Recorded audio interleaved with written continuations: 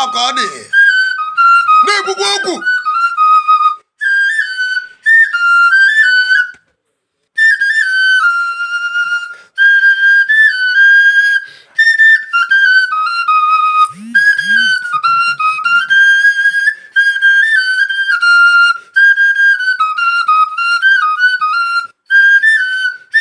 Ọkọme.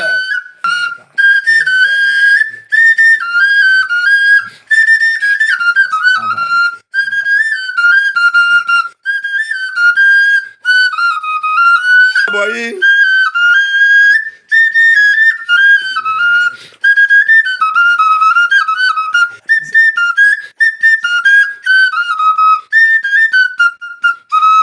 Ọkọdị.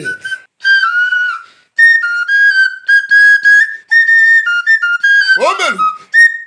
Ọkọdị.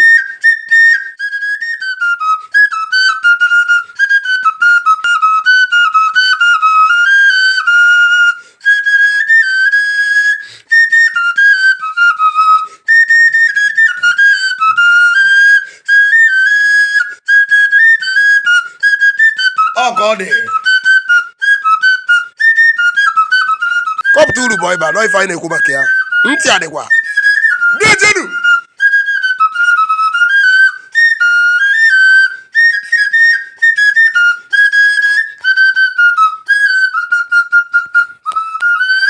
My name is Chief Honorable Chuka Uzodike Ugabata nke mbụ na mba ala ONATALUDIKEMMA na alọ. Daalụ Igbo ọma ndị ọma na-ege ntị. Mbadike ONATALUDIKEMMA a na-ekwu na Igbo ahụhụ onwe ha n'anya ka ihe ngwa na-eche maka ya ka ihe ikwuru. Abịa n'obodo anyị a na-akpọ Naịjirịa, echere na o nwere ndị maọbụ mba fụrụ onwe ha n'anya karịa ndị Igbo maka ihe eji mara Igbo bụ onye agha na nwanne ya. Daalụ. Ịgba bọyị ekwuru na ọ mịpụtago mkpụrụ buru ibu na Naịjirịa, of which na omego ka enwee billionaires karịa ebe niile ọbụla mahadum ọbụla enwe n'ụwa enweghị nke zụpụta nwụrụ billionaire ndị ịgba bọyị abụ zụpụtagolo. Ka ihe na-eche maka ya maka na ọ dị ka ndị Igbo na-agbazi data ịgba bọyị achara achara. Ịgba bọyị dịbabụrụ adịba na mbụ, mana ndị Igbo bịakwaziri ụfọdụ ndị agwara ọfụ hapụkwazie usoro anwa eji wee mara anyị bụ Igbo, maka na mbụ onye Igbo na-abụ onye ruo ọkpọrọ nwanne ya were tinye n'ebe ọ na-azụ ahịa. Onye azụ ahịa ahụ ugboro ole na ole aha ole na ole emechakwa edu onye ahụ ụlọ. Onye ahụ edukwara ụlọ rukwa ọkpọrọkwa mmadụ tikwa. Etu a ka Igbo si enwe ndị ọgaranya nwere ego hinne, mana abịazie kịta ọ dịzie ka ịgba bọyị a ọ na-ana azụ maka mba niile nọ na Naịjirịa ji wee mara anyị bụ ndị Igbo, mana abịazie kịta amụọ na mmasị n'ihe a na-akpọba sex girl ma ndị ọ na-aba akpọrọ akwụọ ụgwọ bịazie mee ịgba bọyị a ọ dị ka ọ na-ana na azụ azụ. So anyị na-ayọ ndị Igbo ka anyị tikwa anya n'ihe gbasara ịgba bọyị a maka onweghị uru dị ka ya karịa etu a. Ịgbalụ bọyị? Agbara m bọyị hia, agbara m bọyị ebe m gbara bọyị m n'ugwu Hausa na Kaduna ka m gba bọyị. Ka m gụchara akwụkwọ eje m bọyị be nwoke a na-akpọ Gaius Nwoye, onye alọba anyị, cousin my father. Mgbachakwara ya bọyị gbaa bọyị ahụ isii ọmadukwa m mụ apụtakwazi ya n'ọrụ wee chịkọba ụmụ bọyị setụrụ erugo isii, more than isii, ana ha nche niile na-ememecha ọfụma ọfụma to the glory of God. Maka na ọ na-abụzi ihe iji ịgba bọyị a ji abụ uru bụ na ihe amụ ihe ị na-emere ezinụlọ a, maka na ihe a bụ ntọala Igbo debere nwa tote ibi esobie. Onwe ka ọ ga kpọrọ ụmụaka bọyị si wee nwee oku ọ kpọrọ mgbe aka ihe ama na ndị gba bọyị n'aka ya ahụrụ ọga n'anya. O nwere ka isi wee ihe esikpo oku ụmụaka apụtasị ọga biko badde anyị chọrọ ime na ya chọọ ka iti ya afọ kọbọ na ha ya eji aka ha wee mee ya wee bụrụ ihe dị mma na ihe dị mma nṅomi n'ime ihe anyị nwebụ ndị Igbo. O nwekwara ihe ọzọ ndị Igbo na-eme dịka asị na ọ bịara na-adị ka ọ ya emebi ihe n'ọdịnihu. ụmụaka beghị ụmụaka ịzụtalụ ụmụaka ịmụtalụ n'afọ ga ha na-asụ Igbo. Ọ bụ ma nke a ịma na nnukwu nsogbu dị. Anyị bụ ndị mụtara ụmụ nwere nnukwu oke n'ọrụ anyị sopoziri ịdị na-eme, maka na ije n'ala ike mgbe m jekwa London enweghị ebe m enweghị ngalaba gasị. Ije na London fụ onye Yoruba ma onye na famili na-asụ Yoruba, ije obodo oyibo ọbụla fụ onye Hausa a na-asụ Hausa, mana ịbịa n'obodo anyị abụ Naijiria ifu onye Igbo ọ na-asụrụ ụmụ ya oyibo. Ọ bụghị ihe ziri ezi. Igbo kwesịrị na ịbịa na famili gị ịchọọ isi nwa gị ji eku mmiri egwu ya n'ọnụ Igbo, ịchọọ isi ya weta ma ịza ịsụọrọ ya n'ọnụ Igbo ka ị na-asụ ya ọ na-esolu na-etu a ka anyị nwebụ ndị mụtara Igbo si wee solu. Mana abịazịa kịta amara m na mmasị n'ọnụ ụmụ nwaanyị anyị na-anụ anụ ụfọdụ sikwa n'aka anyị bụ ndị nna onye ruo na-asụrụ ụmụ ya oyibo. Ọ bụrụ ihe ziri ezi. Igbo ama ananata ana. Ọ bụrụ na anyị kachie ntị si etu a na-eme ịma na obere oge Igbo efuo. Chukwu ekwe na ihe ọjọọ. Chukwu anyị ekwe ka Igbo fue. Ihe ọzọ na-achọ ịjụ gị bụ a na-ekwu Igbo ruo unu edozi ana Igbo. Kedu ihe ị na-ekwu maka ya? Etu a unu nwa nọ na Lagos lụtasịa nnukwu unu ọ na-abịa ekwuo ihe ọgbaghị kam na ntị ka ọ na-abịa ekwuo ya ọ dịghị ka ya bụrụ ihe a ga-eme eme, maka ihe a na-ekwu bụ onye nwe biznes ma ahịa ọ na-azụ o weda ya n'ala Igbo nke ya ọ bụrụ isi ebe ahịa dị, ọ na-akwụ taksị ebe ahụ na-eme ihe niile ebe ahụ. Ndị ọzọ nwezila abụrụ branch ka ihe kwuru maka ya. O nwere ihe dị ka akụ ruo ụlọ ma ọ bụ ahịa ọbụla mmadụ na-azụ iwe n'ahịa n'ụlọ, maka na obodo anyị nọ n'ime a sị na anyị ncha bụ ofu, mana gị bụ onye Igbo n'elu anya efu na anyị ncha abụghị ofu. Mmegbu a na-emegbu ndị Igbo hiri nne. Na nke ikpeazụ ọbụlago na Lagos ebe anyị nọ anyị ma ihe anyị na-agabiga n'aka ndị nwe obodo a. Ha kụziri anyị ihe wee mee ka anyị malụ na nwere ihe dị ka mmadụ iche echiche gbasara ebe o si wee bịa. Mana ọ mekwuo na ndị be anyị kịta ọnwa onye na-azụ ahịa o buru head office ya n'ọnụ oyibo isi ahịa obunu anya n'ala Igbo. Onwe unu ịlụrụ ebe a anyị na-agwakọrịtazi onwe anyị okwu si onye ruo nye marụ ebe anyị si. Unu afụgo na ndị obodo a bụ ndị Naijiria afụghị Igbo n'anya, ọ bịasị ha n'aka anyị. So na onye ọbụla na-azụ ahịa iburu ahịa gị iburu ala Igbo ị na-alụ ụlọ ịrụọ ebe ị ga-ebi gị na ndị be gị iburu ndị ọzọ bunaba n'ala Igbo na-alụ ya ebe a, maka na obodo a unu fụrụ etu esi kwatụsi ụlọ dị ndị Igbo anyị dị iche iche fụgasịa ihe mberede mekasịrị anyị bụ ndị Igbo. Nke a wee bụrụ ihe ntụziaka anyị wee were wee mụrụ akọ na o nwere ihe dị ka ụlọ akụ ruo ụlọ ebe onye si. Daalụ. Ọnatadikemma ka ihe unu na-eme ebe a na-ere m anya n'azụ na-afụ na ebe a bụ Club House Amuodofin General Fitness Club of Nigeria. Ka ihe unu na-emekarị ebe a? Amuodofin General Fitness Club of Nigeria bụ nọmba 1 na Lagos a. Ebe a bụ ebe anyị na-eme sports, ihe egwuregwu ịpụọ n'iro ifu ebe anyị na-agba bọọlụ, anyị na-apịa tenis, anyị na-eme snooker, anyị na-eme aerobics, ihe ọbụla bụ ihe eji enyelụ ndụ aka anyị na-eme. Unu anụ wee fụrụ unu ana ka ọ dị bụ mgbe anyị gorie, mana anyị gorie kụtuo ya lụọ ya unu enu. Today anyị enweela over 30 plots of land n'ala Igbo. Club members anyị niile anyị nwere a place a na-agba Amuodofin Estate n'Ọka. So ka ihe anụwa bidoro as a club kwa anyị wee na-relocate kwa toba anyị maka onwere ihe dị ka ebe onye si. Unu jee n'Ọka unu ya afụ each member anyị dị about 120 member. Onye ọbụla nwee one plot, ma ndị nwee 10 ma ndị nwee 20. Ịghọtago na that place anyị nwekwuru ebe 20 plot club nwekodoro ọnụ ebe anyị si na a ga-eme ma ebe anyị na-agba bọọlụ ma ebe anyị na-eme sports dị iche iche. Every member of this club nwere plot of land in that place. Ọ nọ under development na anyị dozichasịa ya wee kwala na ebe anyị a ga-ama na enwere ngalaba otu dị iche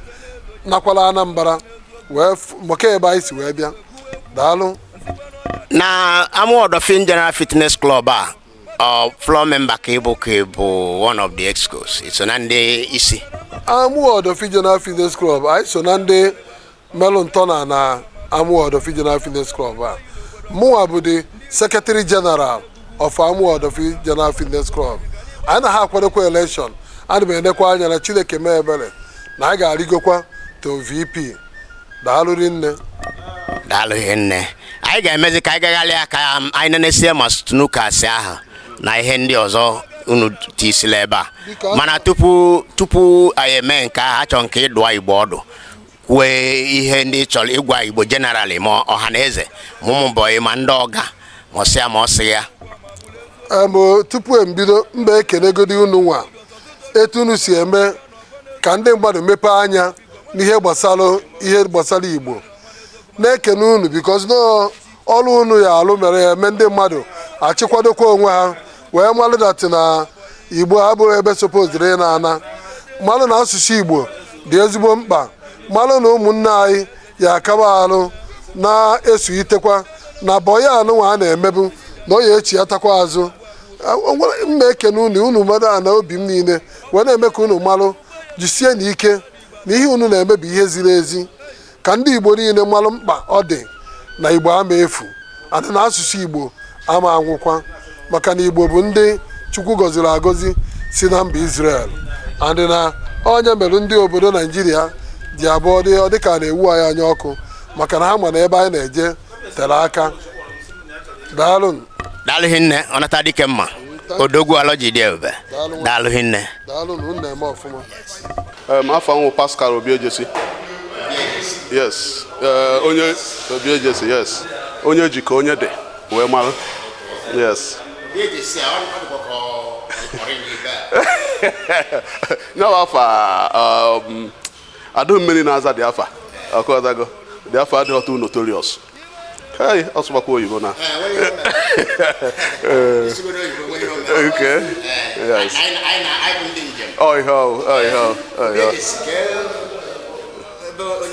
Okay, I'm onye agụzi Igbo. I'm onye agụzi Igbo, yes. So ihe unu na-eme ebe a, ka ihe iji maka ya wele eme. Ọ kwụrụ mgbe mmadụ iji wee nyere ndụ aka nwekwu ihe ọzọ. Ihe a na-enyere ndụ aka. Ọ na-eme ndụ. Like mgbe ete ha anya ọ bụghị na aka nha bụ akabụ m na ana ibu mana since m bido na-akụzi ihe a weti na-agbada ịghọtago omekwuo ịkụcha ya ike agwụghị ịbara ịrahụ ụra ọfụma so ọnya ka m ji ara ekewe ịkụ ya akụghị ndị oyibo kwuru ndị dọkịta oyibo ndị dibịa oyibo ha sị na ị na-eme ụmụ ihe a ọ ga-enye gị ahụike mekwuo ka ụbụrụ na-ezu oke eziokwu ọbara na-aga na ụbụrụ ọfụma eziokwu ọ na-enye aka ọ baghị uru ọ na-enye aka ebe ọ pụrụ iche ọ gwara onye BP ya na-agbọgo agbọgo ị na-eme ya ịfụ na ihe dipendịkarịzi n'ọgwụ ahụ ị na-atụ ya n'ọnụ n'ụtụtụ ịnwago na ịkọwa ya anya ọdụ ka ọ gbagotere ime ihe a mana imecha ihe a pịatuo ya nwa ihe na-agwakwa ndị Igbo maka ụdị ife a. ihe na-agwa ha wụ na ka a na-akpa ego ka ya na-akpakwa ndụ maka na ahalụ ndụ kpaa ka onye ire erie ọkọtago so mmadụ kwesịrị ị na-emerụ nwa obere ihe exercise ya ọnụọbụla godo ọsọ ya bụrụ na nwa 30 minutes ka ị metere ya ọ ya enye aka ịghọtago. Ebe a bụ headquarter Amuodofin Fitness Club ndị amụwe nwe ebe a ịghọtago obere oge anyị eme equip ndị ọzọ abịakwa soro anyị na-eme ịfụọchị ịfụ na ọrụ ka na-aga so obere oge ihe niile ya akụrụ ọnụ. Daalụ. Biko ka anyị mara onye Igbo. Okay. Afa m bụ Ume Joaquin Okechukwu. Onye ebe ka ịbụ? Oke osisi na Agụlụzụ Igbo. Oke osisi na Agụlụzụ Igbo. Agụlụzụ Igbo ka m si eje. Okay. Oke osisi ka ihe unu na-eme ebe a? Ọ ama egwuregwu anyị na-abịa egwuri egwu hia nke ndị oyibo na-akpọ exercise. anyị na-abịa agbachapụsị okpo ofu n'alụ ị na-anya ebu ka o si atasị m n'alụ na anyị agba anya ya bụ agba ya o jezuo anyị ahụ so nọ ihe anyị na-abịa ebe eme enwekọla aṅụrị ụmụnne na ụmụnne alụ ị na-atụnyere ndị Igbo ndị ọzọ ndị ahụ eme ụdị ihe ị na-eme maka na dịka ọ dị taata anụkata dị mkpa agbabiri Igbo asị n'ọnwa ọ bụrụ na ọ na-eme ụdị ihe anyị na-eme ọ dị ka ụdị ihe dị etu ha nwee ike ime onye ahụ mba nọ o nwere ike ya ihe m na-achọ ịgwa ndị adị eme ihe anyị na-eme bụ na ihe ha na-eme isi ibeba na-eme isi elika because na ndị bekee kwuru sị na fitness is wealth ọ bụla ego money is not wealth fitness is wealth na onye adị emele exercise luzuru nnukwu ihe na ndụ ya etu anyị fụrụ m na ife ndị 52 years mana ị nebe m anya sị gị kwuo ahụ one ndị ihe ha ekwute ọ duto egwuregwu anyị na-egwu mere eji awee na-eme anya adịkwa nka nwa 2 years o nwere nwa nya ya ahụ ịfụ esi na ọ tọkasịa m alụ ịghọtago so na onye na-eme exercise enwelu uru nọ na ya nụ etu anyị nọ m na anyị kwuo kịta ya masị bifo ị na-ewepụ ụkwụ ebe elu ene ngeti a na-achitekwa maka na akwụsịrị m ike eso m na ndị Igbo siri ike o nwere etu esi wee chọọ ya ma anọrọ na ya nụ abịakwuo na nke a na-akpọ the other room ebe ahụ zigbo ka ebe ahụ final bus stop ọ bụrụ na ịdị egwuli egwu anụwa ịbanye na the other room gị na gbadanye na-enwe nsogbu you understand mana imebe ibe a na-agbachasị abụba dị gị n'arụ alụ gị adị fit dị flexible ịkpalụ nwaanyị gị aka igosi na ibe odogwu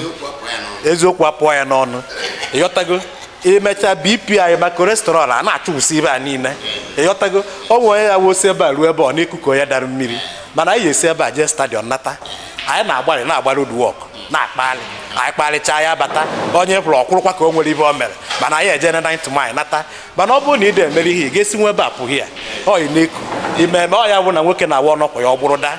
ọ bụrụ na ọsọsọ ihe nwoke na-eche even ma echichewa mgbe ị na-egwuri egwu na-eme exercise efu na too much thinking ya brain akpakọ ọnụ alụ ga-akpakọ ọnụ o nwere ihe a ga-awe make moto obi amapụghị obi mmapụ aduta dị emere exercise obi amapụghị from there asị onwe heart attack from there asị na onye ọwụ agaba ụdịbe awụribe a na-ekwu na club anyị dị almost 123 members ijideba ncha niile na-apịa ncha niile onwe onye nwe BP duto na anyị na-agbachapụ anyị na-eme exercise na-eme ịghọtago so na ndị onye adị emerọ bido kịta na ndụ amaka because ụwa abụ ofu mba apart from ndụ ahụike ọ dị ụka maka ọ na-afụ ndị na-emegasị exercise a ha na nke ifuru ụgbọ bụ ọ bụrụ chara nke ifuru ahịa ọ na-azụ ọ dịka asị na nwe ihe ọzọ o ji azụ karịrị nke ndị ọzọ ya apart from ahụ isi ike ọ na-enyekwa ụbụrụ ọ na-enye mmadụ ụbụrụ ọ ya nwawa ibe a na-agwa gị na ị na-eme ya ọwụ na ị na-egwu egwu na-eme exercise na ụbụrụ gị ga-akpụkọ ọnụ before you mee anything ị ga-think twice ya brain ga na-ata alert at any time ọ ya wụ na business ọ bụla itinye n'aka efu ya ka ọ na-aga before efu nke ya na-aga na ụbụrụ gị agwago gị ozugbo do you understand maka na ị nwere ọdọ moment here everything about here is positive if ị na-ati nke ya bụ straight ọ ya mere nke anyị tinyere ọ na-aga nke anyị tinyere ya na-aga maka anyị nwere ụvụrụ na-egosi anyị ebe anyị na-aga ha ncha niile bụ attribute of exercise so onye adịrị eme mere na-ezigbo onye bụ isi na ịbụ onye agụlụzi Igbo and ume bụrụkwa aha nna gị ana ama na Senator Victor Ume bụ onye agụlụzi Igbo onwe ka gị na ya si wee bụrụ amadike gburugburu ka gị na ya si bụrụ onye agụlụzi Igbo ka ọ bụ nwanne m nwoke ka ọ bụ my senior brother amhalụ ezigbo my senior brother ọ tọrọ mmadụ ịnọ wee tọ m okwu tụvụrụ anyị ncha niile onye na-anya efu na odogwu ka ọwụ and ihe ọ na-eme na-aga ọ na-eme ọfụma na-achịkwa ndị central ịghọtago onye ma aka ọ bụ n'anya ịghọtago enwebelọ any representative like him since Anambra Central produce wee Senate ịghọtago so na anyị ị na-akọwa na ọ karịrị ngige mba na onye na-awụ ngige gịnị ka ngige na mere a na-ekwu okwu ndị na-awụfa baa na red chamber agbawa afa dọ ị na-ekwu okwu ngige you understand ibe a na-ekwu ndị dị pure ndị aka ha kwụ ọtọ ha banye ozugbo ịlụ alụ ọgwa gị na ịlụrụ alụ ọ bụrụ onye ga-awa bata bụ onye lụrụ alụ ọ na-ezo maka na o nwere ka ime kwue ezi mba jide gị mana ọ dị pure dị straight ime ozugbo jide gị and onwe ebe ihe esi jide so enyu ahụ ọgwa gị na enyụrụ ahụ ozugbo gbowam ọ ya mere o ji ada ụda na sineti ịghọtago daalụ hinne we are happy to meet you daalụ ọgwa biko ka ị gwa anyị onye afọ m wụ Chimezie Okeke abụ onye Nnewi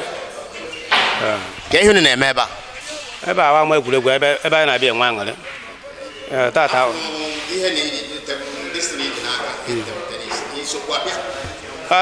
ife awụ ezigbo egwuregwu mma anya ọfụma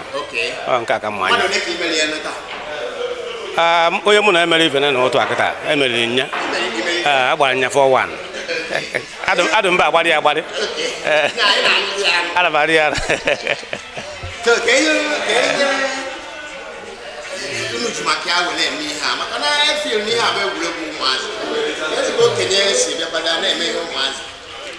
nke bụ eziokwu na ị na-anya n'obodo ahụ Naijiria kịta anyị mara m etu ụwa si wee dụ ebido na nwa amụọ nwata ọfụ ọ na-eme ụmụazị akata akwa ahụ echighakwa azụ bakta ụmụazị ahụ so na anyị echighakwa na azụ bakta ụmụazị were ayọ Chukwu maka ndụ maka na ife a na-enyere ndụ aka nye ya eseti okenye nye ya eme okenye ọ dọta ya ndụmọdụ ị na-enye ndị agha etinye anya n'ụmụ ihe a nke bụ eziokwu na onye agha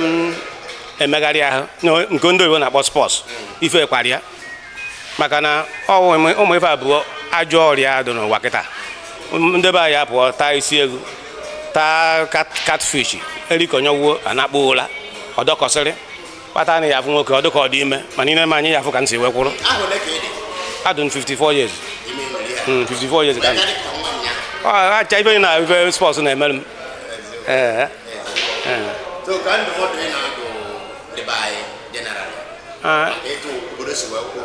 ụfọdụ na-anya ịfụ na ụfọdụ ndị Igbo ụmụ ha asụsụ Igbo ụfọdụ ihe gbasara ịgba bọyị mere ka Igbo bụrụ ihe Igbo ji wee bụrụ Igbo ahụhazi onye na-eje na ya na mgbazi ha chara acha ka ihe nwere ikwu maka ya ife nwere ikwu na ya na ọrụ aka na nne na nna anyị nwere nnukwu ọrụ anyị harụ maka na ife nna bọyị eso ndị urie agbara mbọyị mahụ na merụrụ ahụ 17 wee pụ odibo gbawa odibo ebido nke nwa ehu a site na amara Chineke esokwuo na nzụ ụmụazị karịrị mmadụ 5 andị ha nchaghị na-eme ana ya gotago so na nnukwu uru dị n'ime alụ nna atị nne na nna ya na ha ya aha ekuni n'ụla maka na ọgbọ kịta achọghọzi ịta ụdị afọ ahụ ịtarị mgbe na ije za mmadụ saa 5 years 6 years emechaa eduogo ndị kịta achọziri sharp ọ na-eme ha ife gosi wọchị ịfụ na ọwụ ụmụ ife nye na-abụ adazighị erube isi ma ọ gachọghị ịgba mbọ chukwu bife eribe bụ nke a na-akpọ kidnapa bụrụ nke yahoo eji afụ ụmụazị nwoke ruo okeke ka nwaanyị kpaa ma isi mana nwere ike inyo akpa ma gafụ na 1000 naira ahụ dị mma n'ime akpa ya mana ọ ruo na-akpaga so mana ọnụ n'oge nke anyị na-erube isi nwa onu n'anya na ahụ 6 na-eduogo ebido na-esokwa ibe gbagharịba maka na enwego ụzọ ya aga mana ọgbọ kịta ọ dị ọsịsọ ọ na-eme ha ife so na alụ nna atị nne na nna anyị maka ọrụ awụ n'isi nne na nna ka ọ na-arụ wụ ha jisi ike na agwa ụmụazị nke wee eziokwu si eje na onweghị ndị oyibo si na onweghị izi iwu eto shọtkọt ife ọwụ na-adụ mma anyị atarị ya afụ Amerịka mara mma ọ afụ ndị mma atara mana ọgbọ kịta achọzi ide eri kwuchi na o siri ezigbo ike so na alụ nna atị nne na nna anyị ha jisi ike ebe ọgbọ kịta anọ wesi ya kacha ife a na-akpọ foonu ekwentị a ya afụ nwata o buru ekwentị na-atụ ya ego kama ọ ya eri nri ọ tụọ ego na ekwentị ya ụmụ ibe na-ebute ha oke ọchịchọ mana onye ọhụnata jee fee ọgụ ofufe ahụ isi ọ ga-ebu ukwu bụrụ ya bikwe onyeri ya aka were emegonu gaakwa na ndụ maka na ndụ ebighị ebi gwọnụ ịzụta nwata azụta nwata onye ahụ ndụ ebighị ebi onwe onye ya atọ n'ụwa daalụ nne ka maka ndị agha asụrụ ụmụ ha Igbo nya ife ụkwụ nnukwu nsogbu dụrụ osokwu putu m maka na ana m ebu agha ebe nkịta oge ụfọdụ na ndebe njewe bata ha maka ndebe m nọ ha bi na ụlọ akwụkwọ abata ha ana m agba mbọ nye ha onyinye na onye kacha asụ Igbo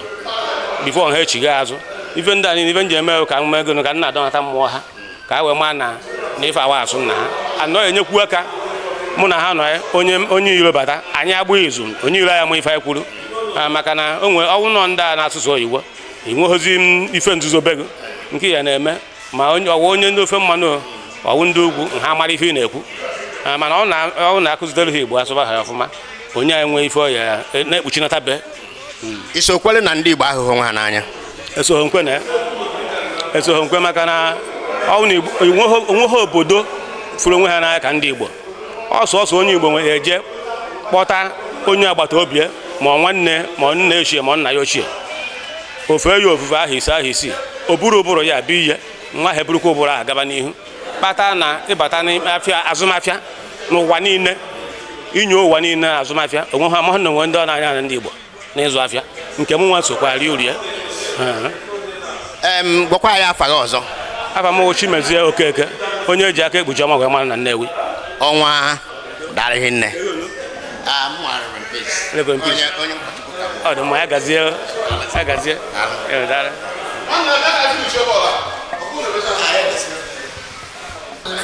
afa m bụ Henry Echezona Chukwu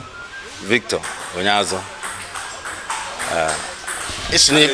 Ojichukwu ji ihe niile na Ọraeri onye Ọraeri na-Agụata obodo Ezaneke ihe unu na-eme ebe ihe anyị na-eme ebe a bụ ebe a particularly bụ clubhouse ndị Amuwo Odofi General Fitness Club ebe anyị na-apụta wee bịa na-enwecha obere aṅụrị na-enyere ndụ aka site na ime egwuregwu dịgasị iche iche ị na-anya efu na enwegasịrị egwuregwu dị iche iche dị ebe a ụfọdụ ndị na-akụ ihe ọkụkụ ụfọdụ ndị na-agba nke ọgbụgba na iro then anyị nwa na-akụ nke a na-akụ na tebụl a na-akpọ snooker nke a bụ one of the best exercise for ndị nọ na age anyị because all exercise ị ga na-eme ị ma na-eti ihe nnukwu arụ but onye gị aka ị na-agagharị maka ọ bụ na ị na-anya efu na nke a kịta bụ game nke ịtọ anyị na-akụ mana ị na-anya na ihe nji a monitor how many steps ije one m gara n'ụbọchị efu na m agago ije puku na ụma just na a na-akụ ihe a and ndị dibịa oyibo ya agwaghị na nwe ihe karịrị ị na-aga before ya akụcha ihe a taa mma gacha ije ruru 10,000 before ya akụcha ihe a akụ ebe a and n'ụbọchị ihe a na-asị mmadụ gaa bụ opekata mpe 6,000 mana before ya akụcha ihe ịfụ na m agazuo na 10,000 na m enweta na amaghị daily ije m kwesịrị ịga n'ụbọchị etu ị na-eme ya ndụmọdụ ị na-adụ ndị ahịa eme ndị ya bụ ha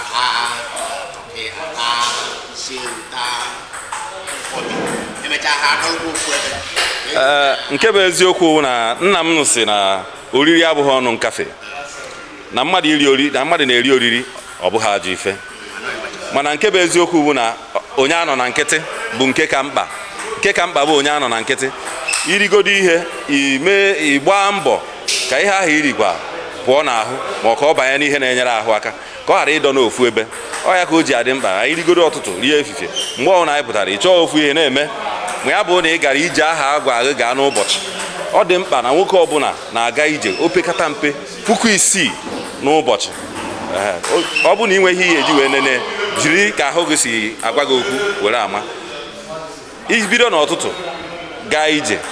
mgbede ị gaa ije maka anyị ma na kịtazi onye ọbụla anyị nwere moto isi na moto ije n'ọfịs tụpụrụ anyị mechaa mana mgbede ọbụla efifi ọbụla ya bịa ebe a anyị akụghọ nke anyị akụghọ nke anyị agagharịa n'iro wee nwetazuo ihe a chọrọ ka anyị nweta n'ụbọchị